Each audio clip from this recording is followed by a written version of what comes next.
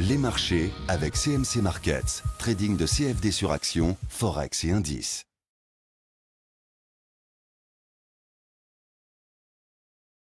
Bonjour, je vous présente aujourd'hui l'analyse technique de moyen terme d'Alcatel-Lucent, tradable à partir de la plateforme de CMC Markets. On va commencer par une analyse de type DO sur la valeur Alcatel-Lucent pour voir que malheureusement, on n'est pas encore en tendance haussière, on est même toujours en tendance baissière. C'est très simple, regardez, lorsque les pics sont descendants et que les creux sont descendants aussi, on est en tendance baissière selon la théorie de dos.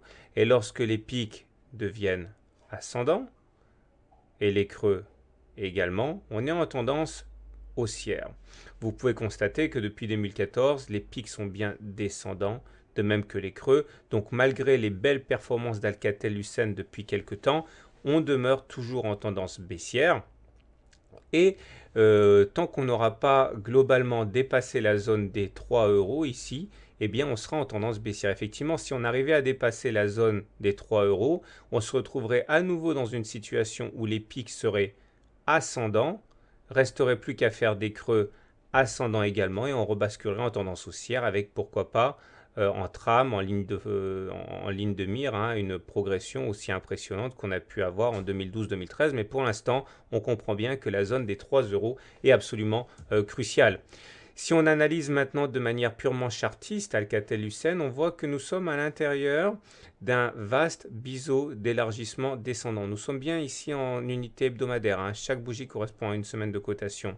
On comprend donc que la cassure des 2,6 euros ici est absolument indispensable. Il faut savoir que ces figures en biseau d'élargissement descendant, comme ça ressemble presque à un canal, mais en fait c'est bien divergent. Eh bien, se casse généralement par le haut. La cassure des 2,6 nous donnerait vraiment les coups des franges pour aller chercher les 2,9. Le problème, c'est que cette cassure des 2,6 euros ne sera pas une mince affaire.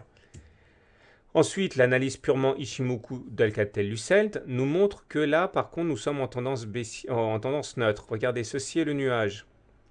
Et tant qu'on est à l'intérieur du nuage, on est en tendance neutre. Si on arrivait à casser le nuage, c'est-à-dire casser les 2,9 euros, eh bien on se mettrait dans une configuration similaire à celle qu'on a eue ici lorsqu'on a cassé le nuage. Vous voyez la progression qu'il y a eu. Donc là aussi, on retrouve ce niveau des 2,9 euros par là à casser. La bonne nouvelle, c'est qu'on est au-dessus de la Tenkan, au-dessus de la Kijun qui ont tendance à jouer un rôle de support en cas d'attaque baissière. Encore que lorsque la Kijun et la Tenkan sont plates, c'est moins vrai. Il demeure que le plus important serait bien de clôturer au-dessus du nuage, au-dessus des 2,9 euros pour se retrouver en situation haussière. Enfin, l'analyse des indicateurs techniques montre à la fois la rémission d'Alcatel-Lucent et les dangers qui planent sur la valeur.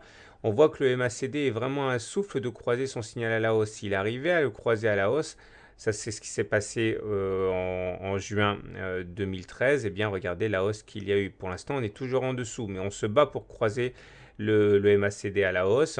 Le stochastique, lui, est déjà au-dessus de son signal, c'est bien. Et le momentum, lui, se bat pour croiser la ligne de 0 à la hausse, ce qui serait effectivement de bon augure.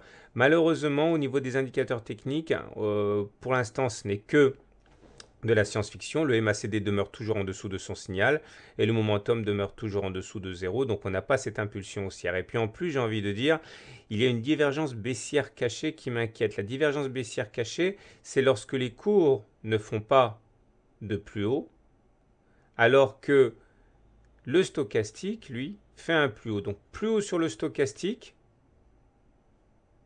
mais pas plus haut sur les cours. Ça s'appelle une divergence baissière cachée et c'est une alerte baissière qu'il faut absolument invalider.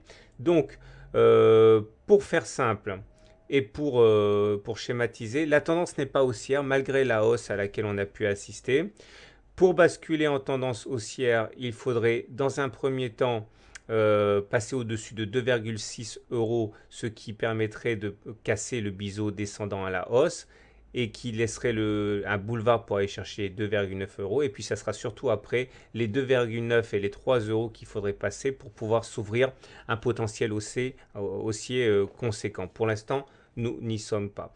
Et vous avez sans doute vu ce dernier graphe que je propose pour les traders de court terme. Là, c'est en unité de temps jour. On retrouve ce fameux gap ouvert sur la séance du 26 octobre, 27 octobre, qui est vraiment un signal de force impressionnant. Hein. C'est généralement annonciateur de hausse. D'ailleurs, c'est ce qui s'est produit. Mais là aussi, sur le journalier, c'est le nuage qui va poser problème. La dernière fois qu'on est rentré dans le nuage, c'était ici. On n'a pas réussi à le franchir à la hausse. On a au contraire connu de baisse. Donc en journalier, la prochaine impulsion haussière viendrait d'une cassure des 2,6, 2,7 euros, c'est-à-dire au-dessus du nuage journalier. Pour l'instant, on n'y est pas. Donc voilà, pour faire simple, la tendance à court terme, elle est haussière. On arrive sur des résistances en journalier et en hebdomadaire. Surveillez bien le niveau des 2,6, 2,7 euros en journalier et le niveau des 3 euros en hebdomadaire. Ce sont les limites haussières pour basculer dans un scénario plus prometteur à moyen terme. Voilà, je vous souhaite une bonne soirée, une bonne journée, de bons trades et à très bientôt pour une mise à jour.